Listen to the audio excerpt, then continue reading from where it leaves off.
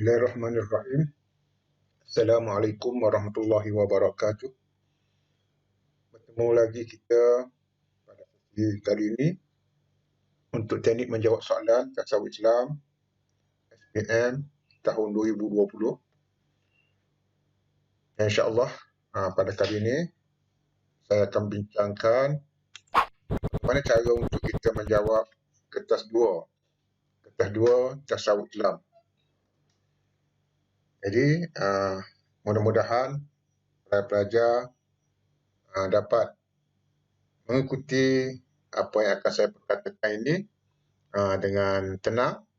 Okay, tapi sebelum tu pelajar dikendaki download muat turun buku Skor A Tasawuf Islam. Pelajar boleh dapatkan buku ni. Dalam video ni saya dah sertakan linknya. Pelajar boleh ambil daripada link tersebut. Sebab kita akan bincangkan buku ni. Pelajar dikendaki sebelum mengikuti perbincangan ni, diminta buku ni dapat pelajar sekalian download dan print lah kalau boleh. Print sebab kita akan bincang buku ni. Okey.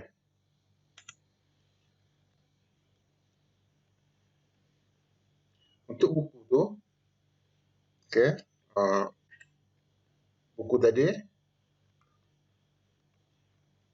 okey, cuba kalau dah ada, cuba pelajar buka muka surat 2. Muka surat 2 buku ni. Okay, format pentaksiran. Kita ada kertas 1 dan kertas 2. Kertas 1 itu kita dah bincang. Dah panjang lebar dah saya bincang, kita bincang. Untuk kertas 1 dan ini untuk kertas 2. Okey, untuk kertas 2, kod numbernya ialah 5226/2.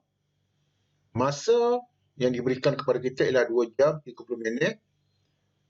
7 soalan ditawarkan dan wajib jawab 5 soalan sahaja.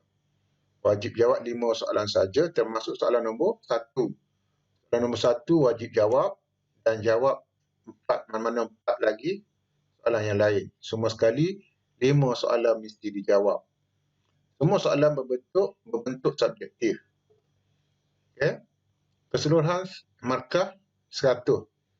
Iaitu semua soalan ni 20 markah penuh. Markah penuh ni ialah 20. 20. Pada asasnya, kebiasaannya, soalan nombor 1 ni ada 6 soalan. Soalan nombor 2 ni 5. Soalan nombor 3 juga 5 soalan. Nombor 4, 6 soalan. Soalan nombor 5 juga 6 soalan. Soalan nombor 6, 4 soalan. Dan soalan nombor 7 biasanya 4 soalan. Kesemuanya, keseluruhannya adalah 36 soalan. Okey. Soalan 1 diambil daripada bab 1 tingkatan 4.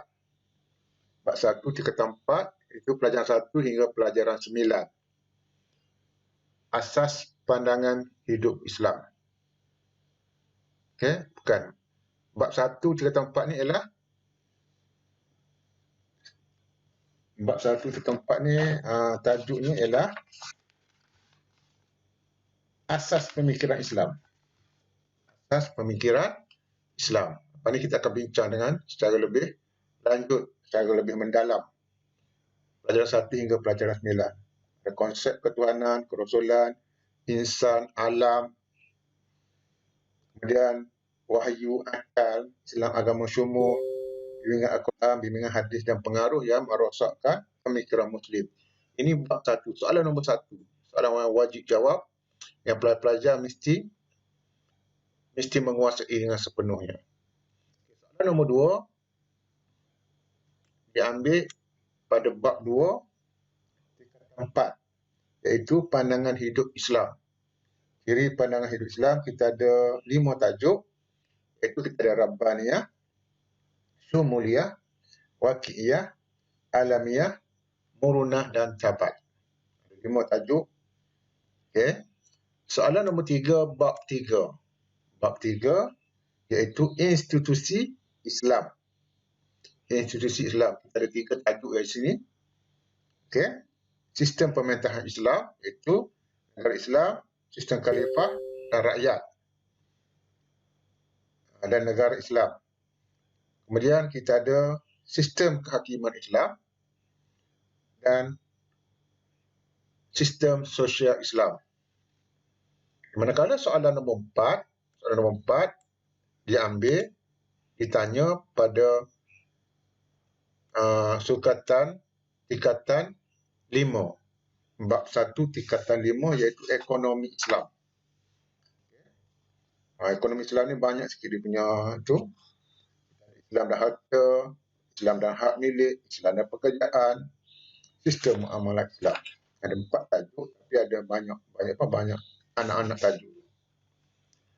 Seterusnya soalan nombor 5 yang ditanya ialah apa yang kita belajar pada bab 2 iaitu falsafah perundangan Islam. Falsafah perundangan Islam pertama pengertian perundangan Islam dan falsafah, pengertian qada, fiqh, ijtihad dan fatwa, alamat perundangan Islam, pengertian hukum, harus, wajib, haram, sunat dan makruh. Dan yang kedua iaitu falsafah ibadat dalam Islam. Pengertian ibadat, konsep dan falsafah ibadat, sistem munakahah dan sistem jenayah dalam Islam. Okay. Dan soalan nombor 6 ditanya pada bab 3 iaitu penyelesaian masalah menurut Islam. Okey, apa dia? Dalam ni pertama pelajaran 7 itu asas dan pertimbangan penyelesaian masalah menurut Islam, cara penyelesaian masalah, isu masalah dan cara penyelesaiannya menurut Islam, dan pelajaran yang ke-10 kelebihan penyelesaian masalah menurut Islam. Ada 10, ada 4 tajuk yang akan ditanya dalam soalan nombor 6. Dan biasanya soalan nombor 7 ialah campuran antara sukatan tingkatan 4 dan sukatan tingkatan 5. Biasanya dia campur. Okay. Ini secara ringkas bab-bab ataupun soalan-soalan yang akan ditanya dalam kertas 2 tasawuf Islam.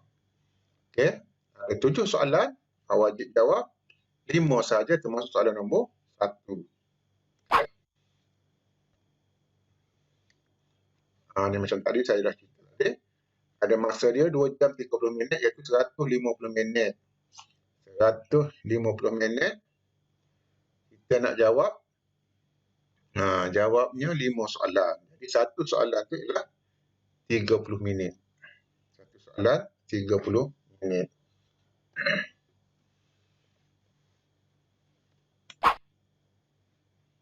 Okey, ini yang tadi, seperti yang tadi.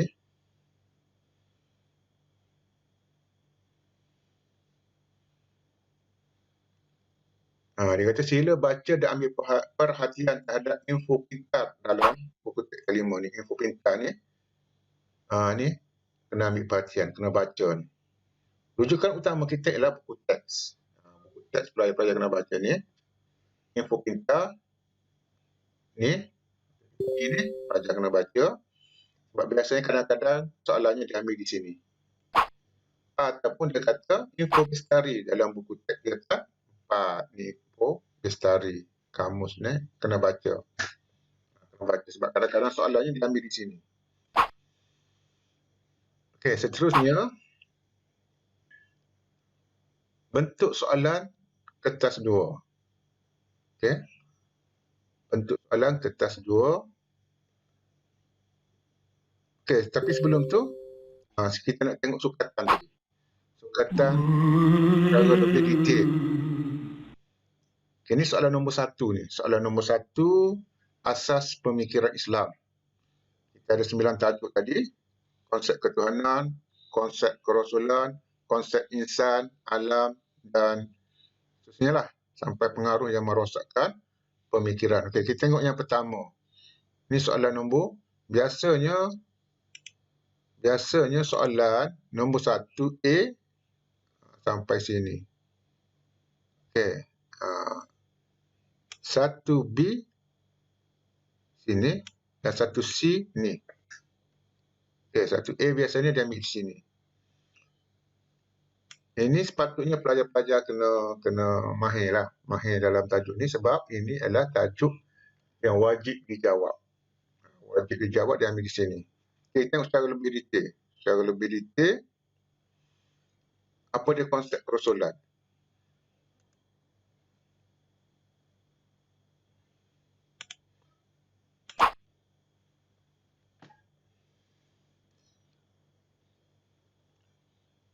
Okey, konsep asas pemikiran Islam kita ada ketuhanan, kerusulan insan dan alam. Konsep ketuhanan kita ada rububiyah, uluhiyah, asma wa sifat, fitrah beragama, peranan agama dalam bina tamadun dan kepentingan beragama. Okey, biasanya soalan kertas dua ni, soalan kertas dua ni, okey. Soalan kertas dua ni aras kesukarannya, ni aras kesukaran. Aras kesukaran soalan. Kesukaran. Untuk soalan kertas dua, aras kesukaran soalan. Tiga aras. Pertama, aras rendah. Yang kedua, aras sederhana. Rendah. Yang kedua, sederhana. Dan aras yang ketiga adalah aras tinggi. Aras rendah biasanya 40%. 40% daripada soalan adalah aras rendah. Soalan semua sekali kita ada tadi 36, lebih kurang 36. Jadi 40% itu lebih kurang 18 soalan. 18 soalan aras rendah. Okey. 30% soalan sederhana dan 30% lagi soalan aras tinggi. Apa dia soalan aras rendah ni? Soalan aras rendah, kesukaran yang rendah ni. Okey, dia biasanya tanya pertama pengertian. Soalan aras rendah ni ialah soalan-soalan yang jawapannya ada dalam buku teks. Pelajar kena baca, kena hafal dan keluarkan sahaja. Keluarkan sahaja. Biasanya aras rendah ni ialah pengertian. Soalan pengertian. Soalan pengertian ni aras rendah.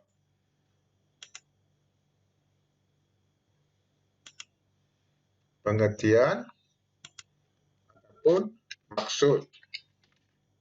Ini soalan aras rendah. Untuk tasawuf Islam ni, maksud atau pengertian tu kena pelajar bagi kepada istilah. Okey. Segi bahasa biasanya dia tak nak. Tak ada pun segi bahasa. Jadi pelajar-pelajar kena hafal maksud di segi istilah. Okey. Yang kedua, ciri-ciri. Ciri-ciri. Okey, ini juga aras rendah. Yang ketiga, konsep. Soalan tentang konsep. Yang keempat, contoh. Aras rendah. Apa lagi? Itu biasanya soalan-soalan aras rendah ni. Jadi yang ni pelajar-pelajar kena baca dalam buku teks ataupun buku nota dan keluarkan sama. Kita tak boleh nak ubah. Kita tak boleh nak reka sendiri. Ni soalan-soalan ni memang diambil dalam buku teks. Okey, macam pengertian. Kita tak boleh reka pengertian tu. Pengertian tu kita kena ambil, kena baca dalam buku teks.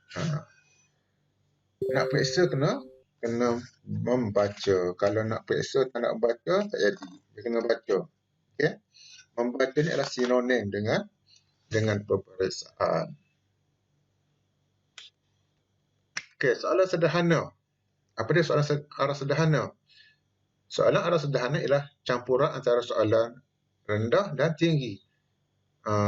Contohnya, okey, ini kita boleh apa yang kita faham.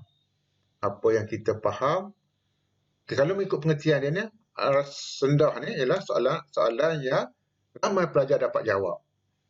Itu maka dia jadi soalan aras rendah. Maknanya kalau soalan pengertian ni Mesti ramai dapat jawab sebab dia baca, kena baca. Tak termasuklah orang yang tak baca tu, orang tak baca tu kalau bagi soalan macam mana boleh tak boleh jawab. Jadi soalan arah rendah ni ialah soalan-soalan yang ramai calon dapat menjawab dengan betul. Itu maksud soalan arah rendah. Soalan arah sederhana ni soalan-soalan yang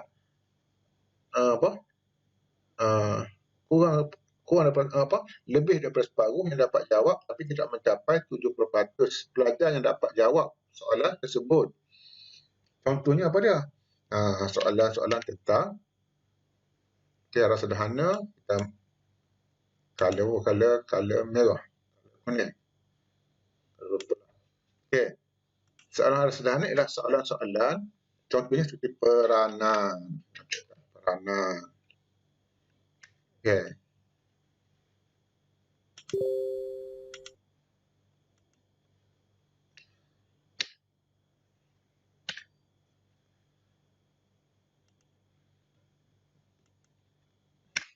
Apa lagi yang sudah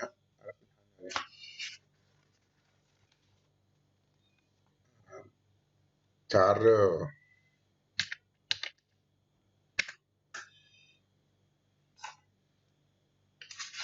itu antaranya lah. Sebab ni aras tinggi. Sebab ni aras tinggi. Sebab akibat ni aras tinggi. Perbezaan.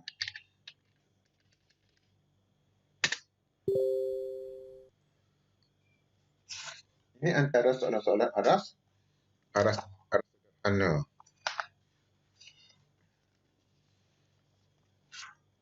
Okey, seterusnya soalan aras tinggi. Ni soalan aras tinggi ni biasanya ni. Kita ambil warna merah lah. Aras tinggi. Okey, sebab berlaku, cara mengatasi, kesan, implikasi, kesan ataupun implikasi. Ini soalan aras tinggi.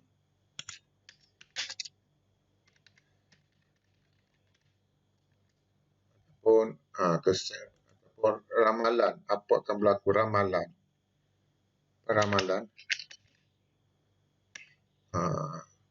Dan satu lagi penyelesaian masalah. Ini antara soalan-soalan aras tinggi di mana soalan aras tinggi ini ialah hanya 30% sahaja pelajar dapat menjawab soalan tersebut dengan tepat. Sebagaimana yang dikehendaki oleh soalan. Soalan aras tinggi ini soalan-soalan yang pelajar kena reka sendiri. Kita kena reka sendiri jawapannya berdasarkan apa yang telah kita pelajari. Kita ada dalam buku teks. Kita kena reka sendiri. Okey, dengan gaya bahasa dengan ayat kita sendiri. Melalui pemahaman kita tentang subjek tersebut. Okey, ini soalan aras tinggi. Biasanya tak banyak soalan aras tinggi ni. Jadi 30% sahaja soalan aras tinggi. Yang banyaknya ialah soalan aras rendah. Mengikut keadaan yang sebenar, 50% ni. 50, 30, 20 sini. 20%. Yang sebenarnya lah.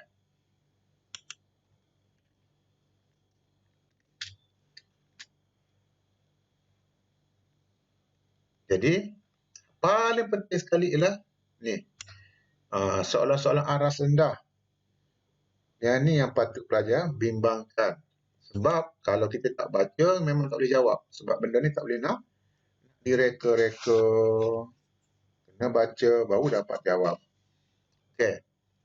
Benda banyak dalam tasawuf Islam ni, banyak istilah-istilah yang perlu kita baca, yang perlu kita hafal. Jadi kena hafal. Dan banyak guru-guru kita, cikgu-cikgu kita yang telah buat macam-macam formula. Macam-macam formula untuk menyenangkan kita menghafal dan membaca. Macam-macam nota dah ada, jadi baca. Okey, kena baca semua sekali. Okey, ni aras kesukaran soalan. Jadi berbalik kepada yang ni tadi, okey, konsep ketuhanan ni. Kita kena hafal maksud rububiyah tu apa, maksud uluhiyah tu apa. Biasanya soalan ni dia tanya pengertian rububiyah, uluhiyah, pengertian Nabi, pengertian Rasul, pengertian Rasul Ulul Azmi. Kena hafal semua tu. Okay? Mukjizat. Mukjizat dan perkara luar biasa. Kita ada berapa perkara luar biasa. Kita ada ma'unah, kita ada karamah, kita ada irhas, kita ada sihir dan sebagainya. Okay, itu kena hafal. Belajar-belajar kena hafal. Okay? Insan, pengertian insan. Okay, insan dan alam. Insan ni dia memang sentiasa keluar ni soalan-soalan ni. Dia memang selang-seli. Memang selang-seli akan ditanya dalam peperiksaan. Jadi, pelajar-pelajar kena ambil tahu, kena hafal. Okay? Misalnya tahun lepas, Rasul ke insan. Di tahun 2018, silap saya insan. Pengertian insan, kelebihan insan. Okay, alam, tahun lepas ada alam, 2019. Jadi, yang ni tak banyak pun. Okay, tak banyak pun, kena baca ni. Kalau baca dalam masa sejam dah boleh ingat. Okay, kita cari pengertian. Pelajar kena cari pertama pengertian, kemudian konsep, kemudian ciri-ciri, konsep Rasul, ciri-ciri Rasul, ciri-ciri apa dia? Ciri-ciri Rasul, peranan Rasul. Kemudian asma' wa sifah. Asma' wa sifah.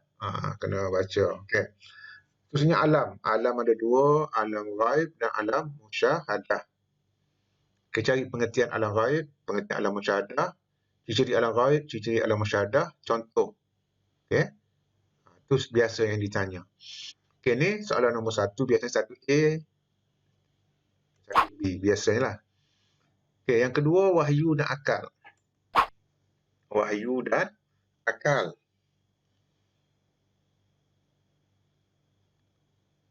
Okey, sama juga pelajar kena tahu pengertian wahyu, pengertian akal, satu lagi Islam agama yang syumul. Wahyu. Apa maksud wahyu? Okay. Wahyu ni ialah pengertian wahyu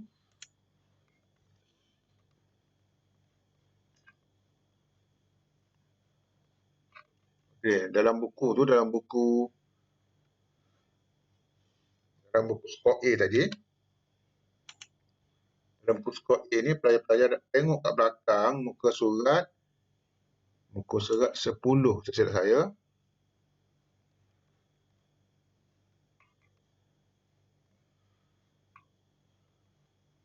Lima poin apa ni? Okey, 5.1.8. Muka surat 13. 5.1.8. Pengertian wahyu, pengertian akal,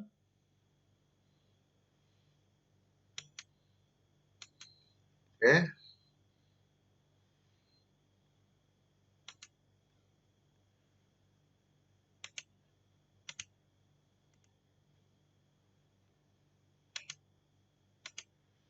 Pengertian wahyu dan Al-Quran. Ini pengertiannya pelajar-pelajar boleh hafal ni. Pertama, kalam Allah. Kunci yang utama ialah kalam Allah. Ni sama. Kalau pelajar dapat hafal ni, kita akan dapat jawab 4 soalan. Kalau dapat jawab hafal ni, dapat jawab 4 soalan. Okey. Pertama, kita dapat jawab soalan pengertian wahyu. Yang kedua, pengertian Al-Quran. Yang ketiga, ciri wahyu. Pengertian wahyu dan ciri-ciri wahyu.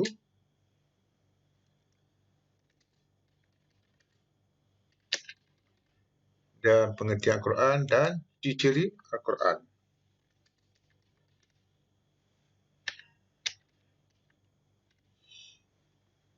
Okey. Pengertian Al-Quran ni. Pengertian wahyu pun yang ni juga. Kalam Allah yang diturunkan kepada Nabi dan Rasul. Kalam Allah.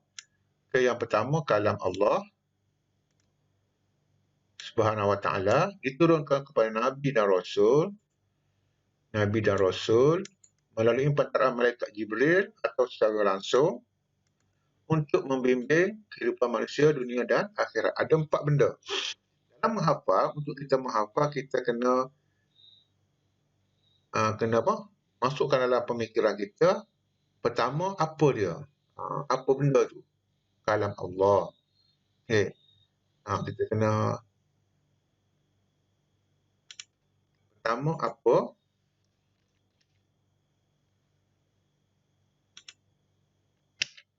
Okay. Apa? Okay. Bagaimana?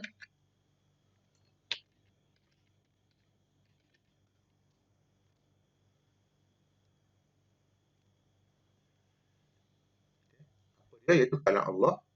Bagaimana diturunkan? Okay. Pertama apa? Yang kedua untuk apa? Tujuan. Ataupun tujuan dia apa dia? Apa benda tu? Kalam Allah. Macam mana nak cerita? Okey. Dalam menghafal, dalam kita nak menghafal ataupun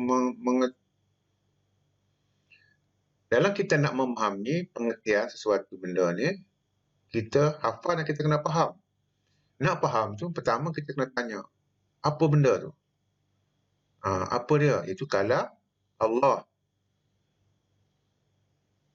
yang diturunkan kepada Nabi dan Rasul. Benda tu apa? Yang diturunkan kepada kalam Allah tu apa? Yang diturunkan kepada Nabi dan Rasul.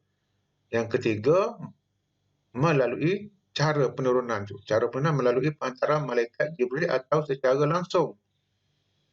Okey. Dan yang keempat, melalui pancaraan malaikat Jibril atau secara langsung. Dan untuk apa? Untuk membimbing kehidupan manusia, dunia dan akhirat. Okey. Jadi, nak senang ingat, apa dia benda tu? Wahyu tu apa? Kalam Allah Subhanahu Wa Taala diturunkan kepada Nabi dan Rasul melalui pancaraan malaikat Jibril atau secara langsung untuk membimbing kehidupan manusia di dunia dan akhirat. Jadi kalau kita dapat hafal, kita dapat jawab 4 soalan. Pengertian wahyu kita bagi yang ni. Pengertian Al-Quran pun yang ni juga. Iaitu, apa maksud Al-Quran? Kalam Allah. Diturunkan kepada Nabi dan Rasul melalui pancaran malaikat Jibril atau secara langsung untuk membimbing kehidupan manusia dunia dan akhirat. Kalau kita ciri-ciri wahyu, ni jawapannya. Yang pertama, kalam Allah.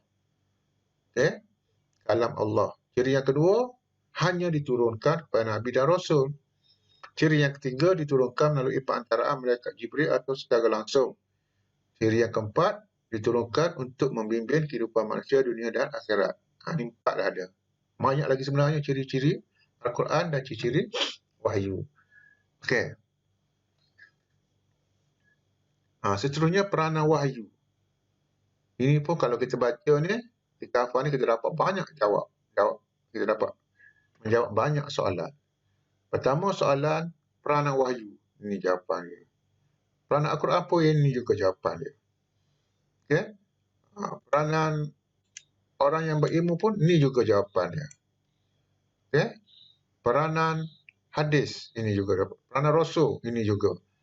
Peranan orang beriman ini juga jawapannya. Peranan orang yang berilmu ini juga jawapannya.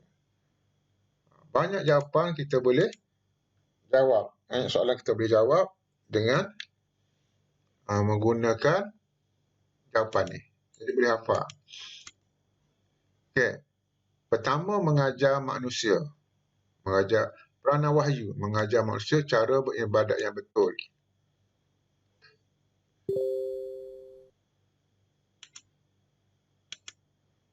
Okay. Mengajar manusia cara beribadat yang betul.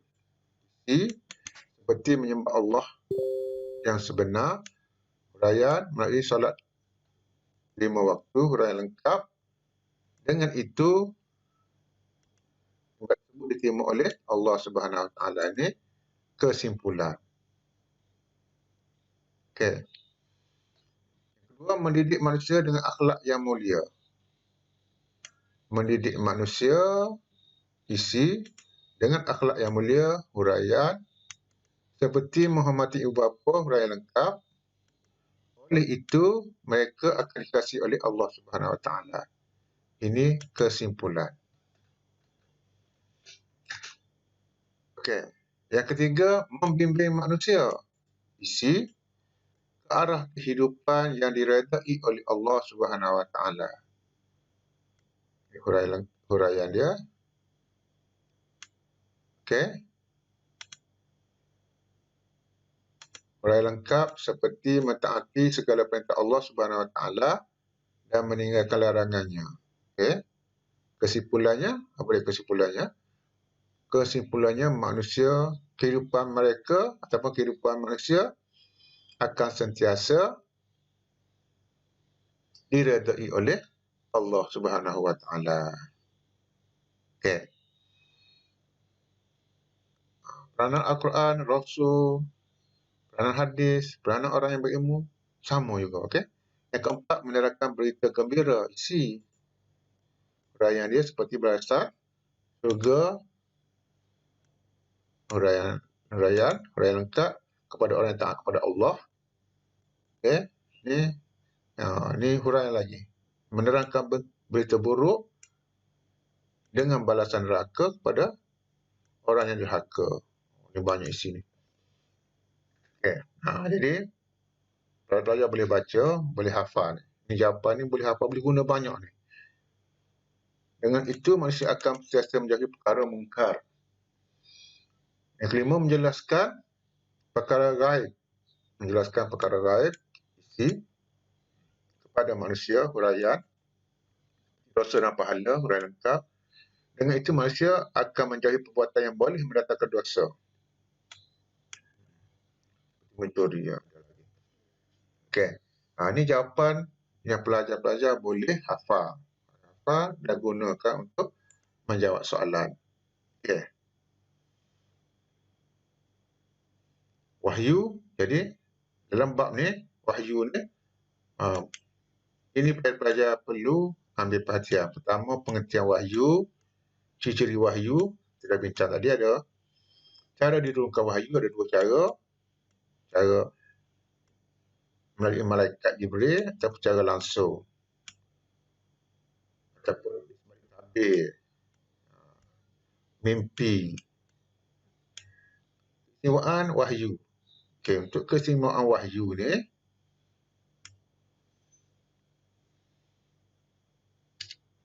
keistimewaan wahyu, jawapannya mana keistimewaan wahyu?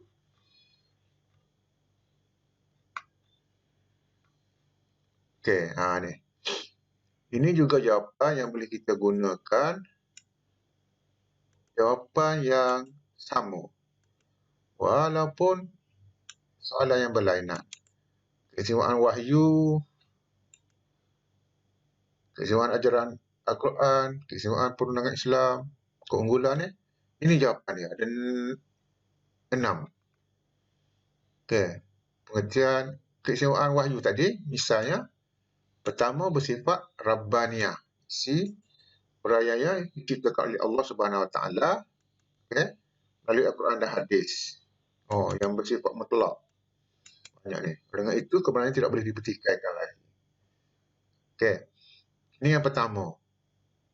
Keistimewaan perundangan Islam pun ni jawapan dia. Keistimewaan ajaran Islam pun ni jawapan dia. Keunggulan keistimewaan wahyu pun ni jawapan dia. Bersifat Rabbaniyah. Yang kedua bersifat Syumuliyah. Isi huraian iaitu lengkap dan sempurna. Huraian lengkap merangkumi semua aspek kehidupan manusia. Okey.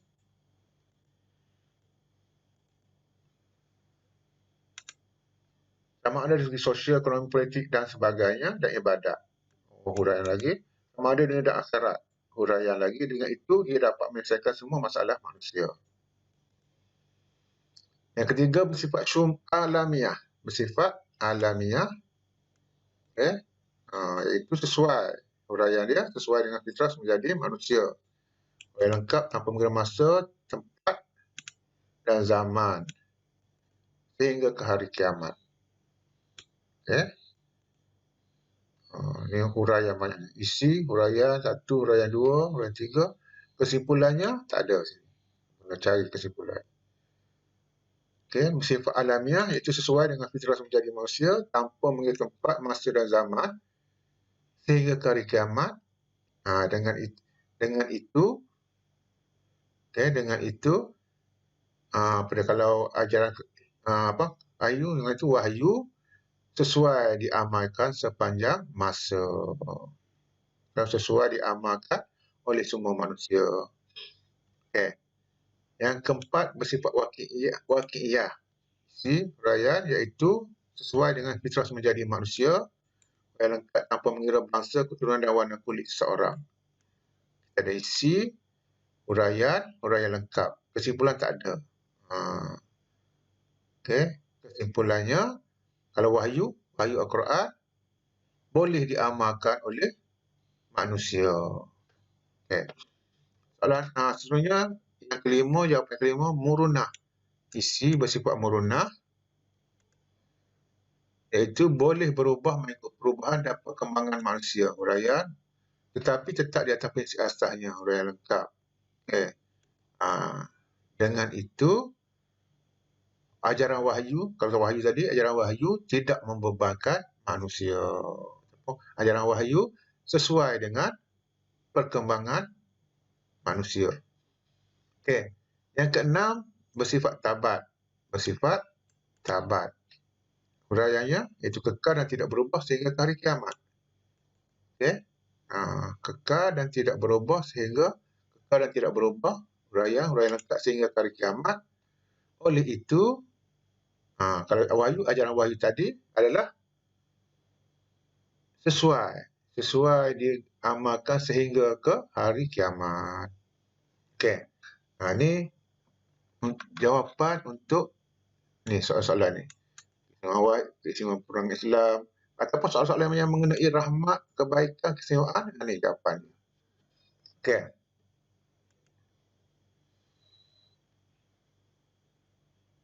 Keistimewaan. Kemudian cara bersyukur. Cara bersyukur ni pun satu jawapan juga. Soalan yang berlainan, jawapan yang sama.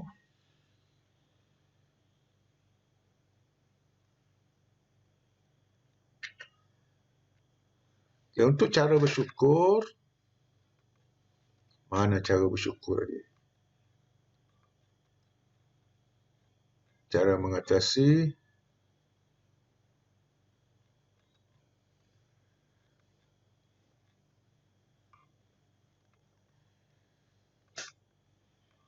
kesan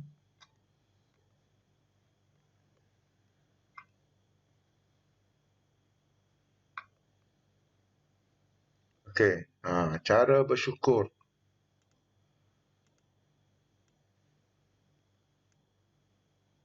Ini jawapan yang standard juga, kita boleh guna 5.1.12 ni, muka surat berapa ni? Muka surat 14. Untuk cara bersyukur sama ada dengan wahyu ke, dengan akal ke, dengan Al-Quran ke, ini jawapan dia. Menggunakan dengan cara yang baik. Menggunakannya dengan baik. Dalam menyelesaikan masalah, huraian, dengan cara yang telah, iaitu menggunakannya dengan baik dalam menyelesaikan masalah, iaitu dengan cara yang telah ditetapkan oleh Allah Subhanahu Wa Taala. Oleh itu ia akan menambahkan lagi ketakwaan kepada Allah Subhanahu Wa Taala. Kesimpulan. Okay, cara bersyukur dengan wahyu, akal Quran juga menjaganya dengan baik. Right. Isi dengan baik daripada perkara yang merosakkannya. Huraian. Kita tengok kalau soalan tu wahyu seperti ajaran sesat.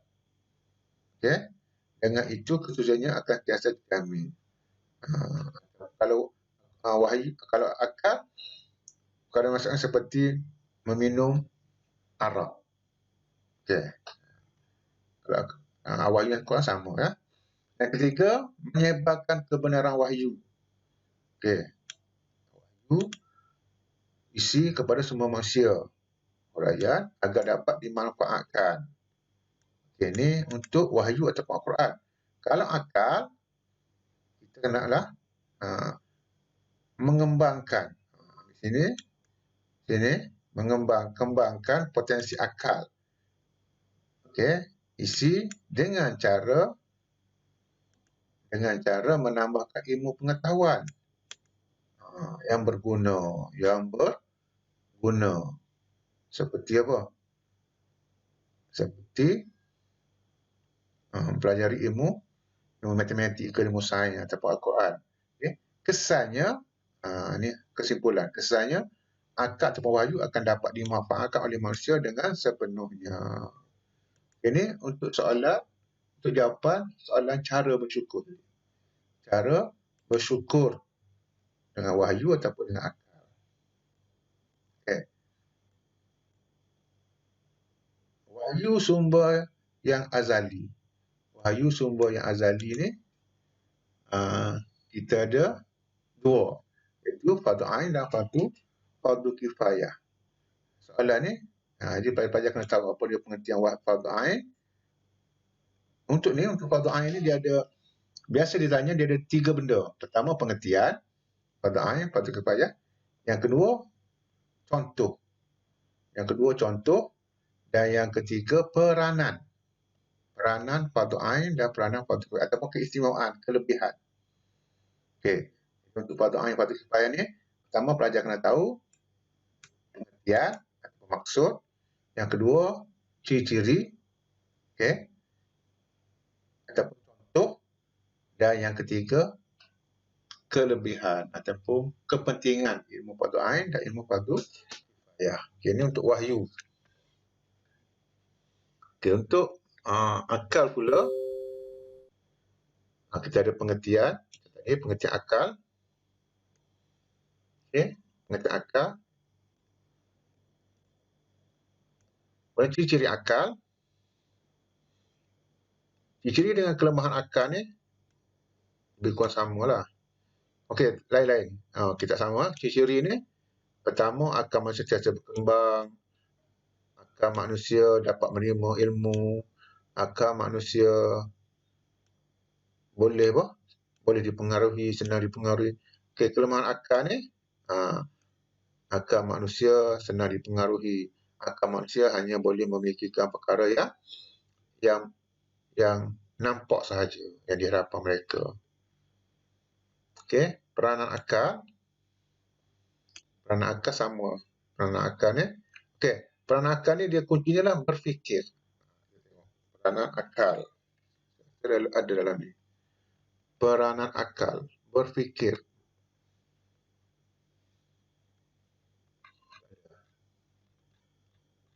Peranan akal, okey ni, peranan akal 5.1.11, muka surat 13. Cuba tengok muka surat 13, peranan akal.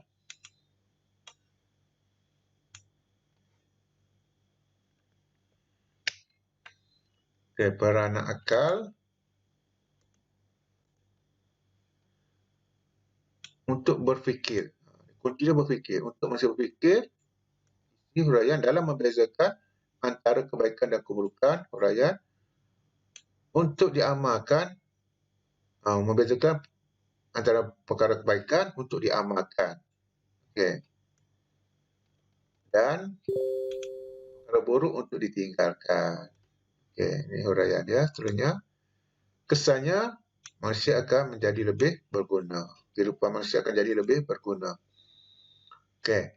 Yang kedua, untuk manusia mengkaji. Pertama, berfikir. Yang kedua, mengkaji. Kaji apa? Tentang kebesaran Allah Subhanahu Wa Taala. Melalui penciptaan alam ini, huraian lengkap. Kesannya mereka akan dapat merasai kekuasaan Allah Subhanahu Wa Taala. Yang ketiga, mencipta. Yang ketiga, mencipta. Cipta apa? Peralatan moden. Isi huraian lengkap yang boleh memberi manfaat kepada kehidupan manusia. Kesimpulan, kesannya kehidupan mereka lebih selesa. Dan yang keempat, untuk manusia menyelesaikan masalah yang berlaku. dalam kalangan manusia huraya dengan cara yang lebih dengan cara yang telah ditetapkan oleh Allah Subhanahu Wa Taala, huraya lengkap. Dengan itu kehidupan mereka lebih dirahmati dan dirahmati oleh Allah Subhanahu Wa Taala. Okey, ini peranan akal. Berfikir, mengkaji, mencipta dan menyelesaikan masalah. Okey, ini peranan akal. Seterusnya perkara yang merosakkan akal. Merosakkan akal. Okey. Minum arak. Apa lagi? Perkara yang tak tercapai oleh akal. Kemudian cara bersyukur. Kita dah bincang tadi cara bersyukur dengan akal. Sama dengan cara bersyukur dengan wahyu. Okey. Seterusnya Islam agama yang syumul. Okay, ini senang ya. Islam agama yang syumul ni jawapannya dah ada kita dah bincang. Ciri keunggulan Islam. Okay, ciri keunggulan Islam sifat Rabbaniyah, Syumuliyah, Waqi'iyah, Alamiyah, Murunah dan Tabat. Islam sebagai ad-din, pengertian ad-din. Ad-din ni apa dia? Satu cara hidup. Agama, ada dua, agama samawi dengan agama wada'i. Agama, ke sini pelajari pengertian dia dan ciri-ciri. Pengertian dan ciri-ciri. Untuk ciri-ciri kebenaran Islam, ciri keunggulan Islam, keistimewaan Islam, bukti kebenaran Islam, kita dah belajar sama dengan ciri keunggulan Islam tadi. Okey. Rabbaniyah, sifat Rabbaniyah, Syumuliyah, sifat Waqi'iyah dan Alamiyah dan sebagainya. Unsur-unsur yang mencemarkan ajaran Islam. Unsur yang mencemarkan Islam. Kita ada apa tadi? Kita ada dua. Pertama, fahaman mulhid. Yang kedua, ajaran sesat. Jadi sini pelajar cari pengertian fahaman mulhid dan ajaran sesat. Okey. Ajaran sesat ni pengertian, ciri-ciri dan kesan buruk. Kesan buruk ajaran sesat. Dan fahaman mulhid. Okey, itu untuk asas pemikiran Islam. Okey, ada lagi asas pemikiran Islam. Al-Quran dan hadis dan pengaruh yang merosakkan pemikiran. Sebenarnya Al-Quran dan hadis. Al-Quran dan hadis.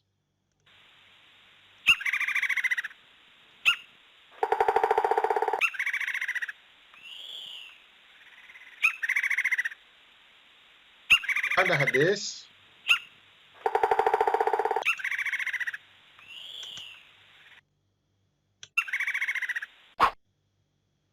semula Al-Quran dan hadis.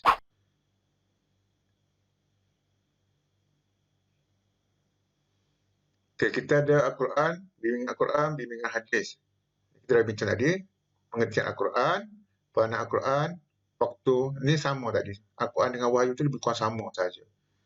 Okey. Seterusnya hadis. Hadis yang kita belajar ada dua. Pelajar-pelajar kena ambil perhatian. Pertama, hadis sahih. Dan yang kedua, hadis dhaif. Okey, hadis sahih dan hadis dhaif. Pengertian hadis. Okey. Hadis ni ialah perkataan, perbuatan dan pengakuan Rasulullah SAW. Okey. Kemudian, anti hadis. Fahaman anti hadis ni cari pengertian dan implikasi atau kesan buruk. Kesan buruk fahaman anti hadis. Okey, seterusnya pengaruh yang merosakkan pemikiran umat Islam. Ini biasanya soalan 1D ataupun 1E ni. Mesti setiap tahun ada ni. Pengaruh yang merosakkan pemikiran. Dua, pengaruh asing dan fahaman mulhid. Fahaman mulhid ni kita ada ajaran sesat, etisme, kapitalisme, sosialisme, materialisme dan sekularisme. Yang popular ialah sekularisme dan materialisme. Di sini, pelajar-pelajar kena tahu pengertian. Pengertian dan kesan buruk. Kesan buruk ajaran sesat, kesan buruk materialisme dan sebagainya. Dan untuk pengaruh yang merosakkan pemikiran ni, kita Blackpink dan sebagainya. Ni pengaruh asing ni budaya bukan Islam. Kedudukan tanpa nikah dan sebagainya. Valentine Day, Ini pengaruh asing.